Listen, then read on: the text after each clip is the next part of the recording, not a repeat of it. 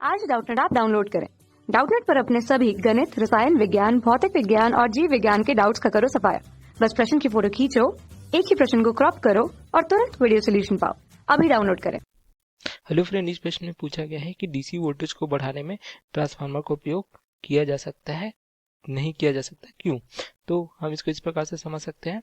एक जो ट्रांसफार्मर जो एकल कला है, इसका इस प्रकार से चित्र बना लिया है, ठीक है, जिसके तीन मुख्य भाग होते हैं: प्राथमिक कुंडली, द्वितीयक कुंडली तथा कोर। तथा प्राथमिक कुंडली में हम अगर प्रत्यावर्ती स्रोत से जोड़ते हैं, देख सकते हैं जो कुंडली है, ठीक है, तो क्या होगा, यहाँ पे प्रत्यावर्ती स्रोत अगर हम वीपी लेते हैं तो इसमें क्या होगी, धारा प्रवाहित होगी आईपी, जिसके कारण अगर यहाँ पे फेरों की संख्या एनपी है तो विद्युत वाहक बल उत्पन्न हो जाएगा ईपी, जो कुंडली में उत्पन्न होता है, जो फैराडे के विद्युत चुंबकीय प्रेरणा से, ठीक है।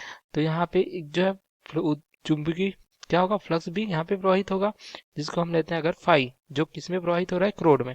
तो जो क्रोड में जो चुंबकीय फ्लक्स है वो द्वितीयक कुंडली को काटता है, जिस प्रकार से। तो यहाँ पे अगर विद्युत वाहक बल हम लेते हैं ईएस, जो उत्पन्न हो जाएगा, ठीक है, जो कुंडली के काटने के कारण।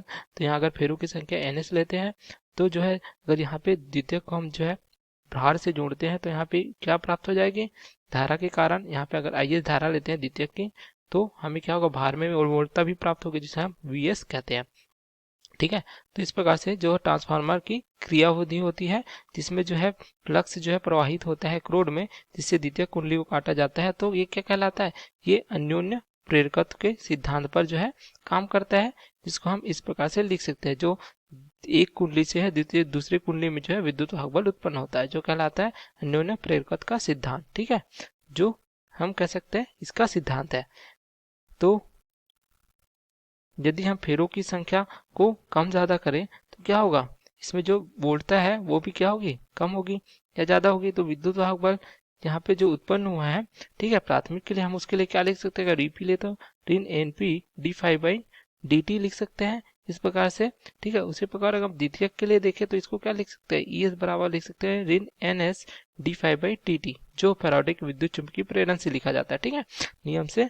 तो यहाँ पे एनपी और एनएस क्या है, द्वितीय प्राथमिक तथा द्वितीयक के जो है फेरों की संख्या को दर्शाते हैं, तथा D five by D T जो है फ्लक्स में परिवर्तन को दर को दर्शाता है। तो हमें क्या पता है, फ्लक्स क्या है, धारा के जो है अनुक्रमानुपाती होता है। तो यहाँ धारा अगर जो प्रत्यावर्ती प्रवृत्ति होगी, ठीक है, एसी के लिए, तो क्या होगा, यहाँ पे फ्लक्स भी जो है प्रत्यावर्ती प्रवृत्ति का होगा, ठीक है, ऐसा समय के साथ परिवर्तित होगा, तो इस प्रकार से प्राप्त होगा। लेकिन अब देखिए, हमें प्रश्न में दिया गया है कि डीसी वोल्टेज को बढ़ाने पर, तो अगर हम देखें यहाँ पे जो प्राथमिक है उसको अगर हम जो है दिष्ट धारा अर्थात किसी बैटरी से जोड़ देते हैं इस प्रकार से, ठीक है, तो क्या होगा, ये हो जाएगा, वो अगर लेते हैं वीपी जो है विद्युत वाहक बल है बैटरी का, तो क्या हो जाएगा, वीपी जो है इसका मान नियत होगा, क्योंकि डिस्च धारा जो है समय के साथ परिवर्तित नहीं होगी, तो धारा का मान भी क्या होगा, ये भी हमें नियत प्राप्त हो जाएगा। तो हम इस सूत्र से देख सकते हैं कि जो फ्लक्स है उसका मान भी क्या होगा, ये भी नियत होगा, अर्थात जो है समय के साथ इसका मान जो है परिवर्तित नहीं होगा, ठीक है, अर्थात एक नियत मान का होगा, समय के साथ नियत होगा।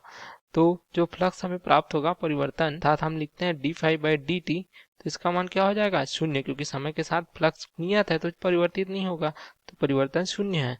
तो यहाँ से क्या हो जाएगा, जो विद्युत वाहक बल है वो भी शून्य हो जाएगा, तथा ये जो देखते हैं द्वितीयक की विद्युत वाहक बल ये भी शून्य हो जाएगा, ठीक है। तो विद्युत वाहक बल उत्पन्न होने के कारण क्या होगा, यहाँ पे जो कुंडली है उसमें जो है धारा प्रवाहित नहीं होगी द्वितीयक में, ठीक है। तो ये जो है वोल्टेज को बढ़ा नहीं सकता है, ठीक है, डीसी वोल्टेज को, क्योंकि कुंडली यहाँ पे चल जाएगी।